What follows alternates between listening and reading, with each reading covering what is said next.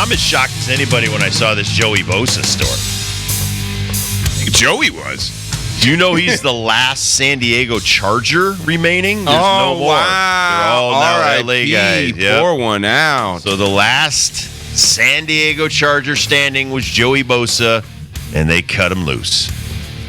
Unreal. He's available. He's been banged up the last few years. Well, I think it's a complete opposite of what the Raiders did yesterday. The Raiders signed their defensive end that has been a fan favorite with the franchise, somebody that sells jerseys and also gets sacks. Now, he may be on the downturn of the peak of his career, even though it's tough to say for Max Crosby because he is a dominant force and knows everything about playing that position.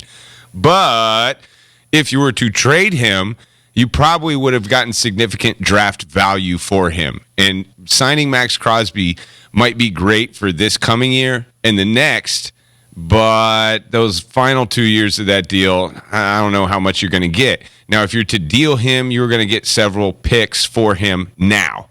2 years from now, not as much, but now you would. But deal has been done. Max is coming back. He's ready to be a Raider for the next 4. Flip side, San Diego, same situation, I think. I think Bosa's great. I think Bosa's going to have a year next year. But he's been there for 9 years. I didn't know that until yesterday. And let me stop you there. So, 22, he played 5 games, started 4, had 2.5 sacks. And he was averaging over 10 sacks a year. Right. 23, 5 games started, appeared in 9, 6.5 sacks, not awful. Last year, 14 games, started 9, 5 sacks. That's great when he's there. Right. So when he's healthy, great. But he's just the last 3 years has not been healthy. But when you saw that name, you thought, man, put him on my team. I want that guy on my team. And I still do as well. Like, I would do a deal with any one of my favorite and limit teams. him. I mean, it's you see some of these older players after 9 years. Yes, he's going to have some nicks to this guy, but at the same time, dude, this guy is one of the best end rushers in the game. But now for San Diego, they have freed up some money to pay something else that we're not thinking about on that roster yet, or doesn't even exist on that roster yet. They've become a little bit more flexible, not only for this coming season, this upcoming draft, but also the next couple of years, getting rid of Bosa now. And the whole injury thing in the last 2, whenever you see that, and you've kind of taught me this, no one knows your medical better than your team. Yeah. And the Chargers know that medical better than anyone else in the NFL. So there's got to be something there that they're trying to get out from under before it becomes a big-time disaster. I mean, listen, you see that guy a lot. You know all of his MRIs and all that other stuff, but you also know you've got numbers on a 29-year-old guy that's got 9 years in the league at the defensive end, outside linebacker position. And they know as they're starting to peter out exactly when you got catching in the major leagues, 1,250 games, your skills diminish quickly. Running back, you've got the analytics on all that 30 stuff. years old. Yeah, so this guy is going to hit 30 this year. Do we want to be paying him? I don't know if it's 10 or 12 or 15, whatever you're paying him. And I agree, it opens up cap space, but it also allows him to go out there and get with a team that can afford to pay him and try to keep him healthy so that at the end of the season, we have one of our star players to help. More D-line news coming out of Cincinnati. We told you earlier, I think we brought this to the airwaves, that Hubbard is retiring. And I think that's early, but he was only 9 years as well, right? Did I see that yesterday? Yeah. So he's not going to be back. And Trey Hendrickson, who we've been talking with Mike Petraglia about and wondering what the Bengals are going to do with Higgins, Jamar, Hendrickson, some of these other people they're going to have to pay, they have told Hendrickson to seek a trade. So if you want to go get something else, then we are obliged to make that happen. Well, maybe they're going to give some money to T. Higgins. Well, he's franchise tagged right now. They can remove that tag and renegotiate, so that could be a possibility. I think what's going on in Seattle's very head-scratching. Receiver Tyler Lockett, who I've always loved, big-time gamer, makes all the catches. He got cut. Tyler Lockett's available, people. You can go get him right now. And his best bud on that team, DK Metcalf, came out yesterday and said, I want to trade. I want out of here. Yep. DK is a beast. Yep. I think DK's talents have not been utilized by this franchise in the last couple of years. And I think it's wise for that man to follow his friend Tyler Lockett and get the hell out of there. They're not going to land on the same team. They're not going to be playing with each other. No. That'd be unreal if that were to happen, but I think both are very viable for a contract from somebody else. But I also think out of loyalty and there's some, where you're like, listen, I don't want to be here. If he's not going to be here, I'll go anywhere to be happy, but I'm not going to help this team win without Lockett. And listen, Lockett isn't the more recognizable name, but they've both been very effective over the last few years. And like you said, DK is a freak. This guy was a freak coming out of the combine. I watched his combine. They were showing it last night and this morning on the NFL Network. Holy cow. It was like, and teams were shying away from him. Teams were afraid of him because he doesn't look like your too big, prototypical. He looks like a tight end, right, not a wide receiver. I find it fascinating. I think one of the best offseason moves that might get talked about in the middle of the season is Pete Carroll going back to the Raiders, or going back to coaching for the Raiders. There are a lot of roads to Pete Carroll this offseason that a lot of people are very interested in going to. I would not be surprised if both of these guys get meetings in Vegas to talk to Mr. Brady and Pete Carroll about rejoining their old coach. They've already talked about Russ being back there, and I just find that interesting that that's even a play, and it's only because of Coach Carroll. Rodgers is a conversation about going to Vegas, and he wants to play for that guy as well. I don't know. I think Seattle's kind of fallen apart in this offseason, and a team like the Vegas Raiders has a weird position in the marketplace where they could steal a lot of these guys that nobody wants. I think, listen, like we talked about with medical records, you also, once you get a guy like Pete Carroll to come in, he's like, listen, as you're talking about personnel and shouldn't we bring this guy in? What kind of guy is he? What kind of locker room teammate is he? Is he selfish? Is he unselfish? Is he a prima donna? Is he a pain? Or is he a great guy? Those are all the intangibles, and it's kind of like coming out of the combine. As Herm Edwards has told us, and we'll get Herm on next week to talk about some of this stuff, is that 15-minute conversation you have with a young man. And now as they get older and wiser and, some of them are looking for big contracts or whatnot, is that the type of person you want to put the next couple of years in? Do you want to be involved? Because because we're on the East Coast, we've lived the Aaron Rodgers nightmare for 2 years. And forget the injury for a second. It's some of the out of the locker room stuff that obviously they wanted him to move on from the Pat McAfee show and just, we'd like you to be more focused on the Jets, and he didn't want to do that. So this is when you have guys that you bring in on board. It's something that's not talked about a lot is with the Yankees. Brian Sabean was brought in as kind of like a confidant to Brian Cashman. Brian Sabean, the championships he had in the last 20 years with the Giants, all of that experience dealing with the whole Barry Bonds thing and different. He's got so much world experience. It's not just baseball experience. So that's why I bring Pete Carroll in, because this guy's got world experience of how to change over a roster to make it into a Super Bowl winner. I really think they're building a cast of Hall of Famers in the front office. Why not? You have the money. If Brady says, I was thinking, I was listening to Colin Cowherd talk about Shador in those meetings that went awry, and he was bringing up how the Cleveland Browns are like, we told him what he was bad at quarterback, and he just kind of laughed at us. And then Colin makes the point, well, yeah, you've been bad at this quarterback stuff in Cleveland for a long time. Why would Shador listen to you? Who would Shador listen to? Who would a lot of these young quarterbacks listen to? Tom Brady. And who the veterans really love and speak highly of in the coaching world? Pete Carroll.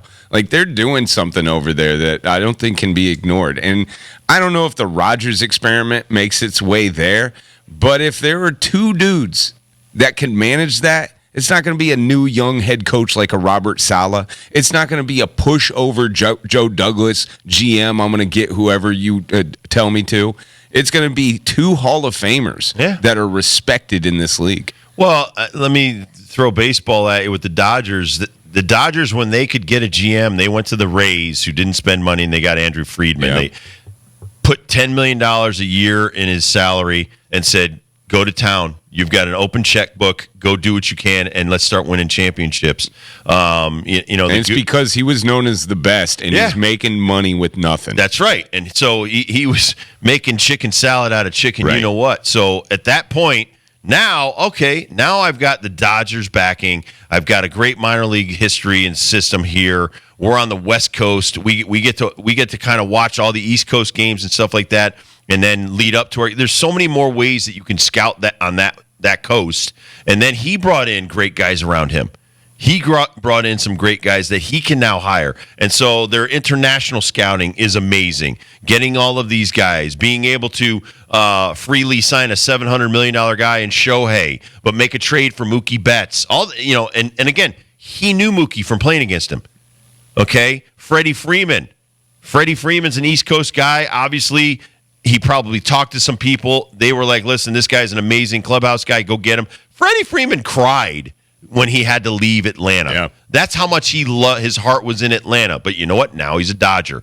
Now he's all in on being a Dodger. You got Dave Roberts. So you build from within with great people at the top.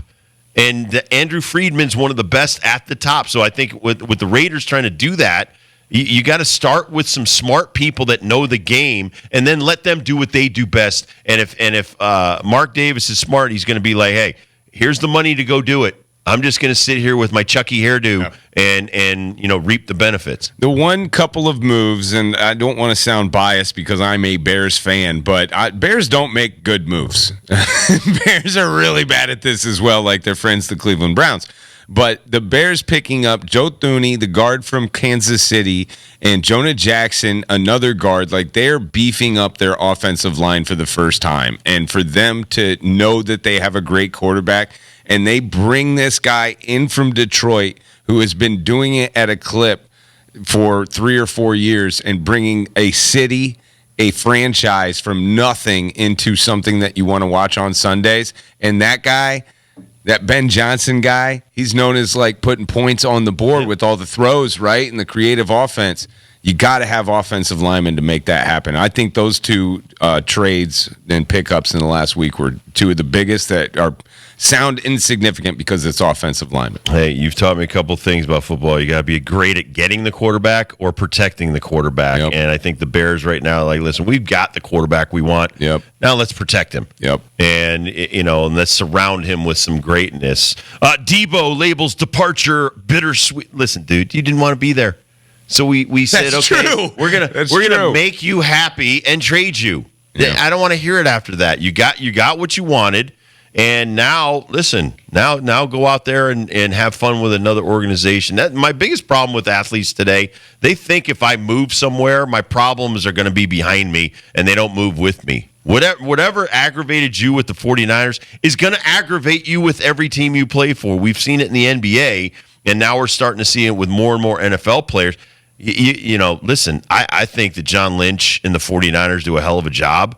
But if you don't want to be a part of it, fine. Go be a part of it with someone else. And see, like you said, go be with it with the Browns. Go be with it with some of these other organizations, the Jets, that every year they seem to screw up. You know who I like? I like the Commanders and some of the moves they're making. Well, they got Debo, so there you go.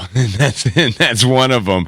I don't know. He is beloved in that town, and it was a little bit different for him. And I think when he's leaving there, it is a part of usage. He's a weird duck because Debo is special because the way he was used in San Francisco. But that's also what made him great. It makes him great, and it can break him down. So, like, he is on this weird platform where in order to be great, I have to run the football, I have to run people over, I have to really be physical, and in turn, that's going to shorten my career compared to everyone else that plays this particular position.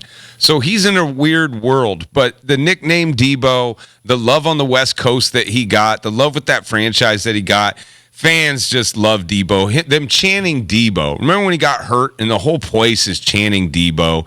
Like, that's emotional stuff. You're the same way. When you left Cincinnati, you didn't want to leave Cincinnati. No. I know it's a different situation, but when you were a Brewer, you didn't forget about the Cincinnati fans. You still haven't, and you still have a place in their heart. I think that's what's going on with Debo right now.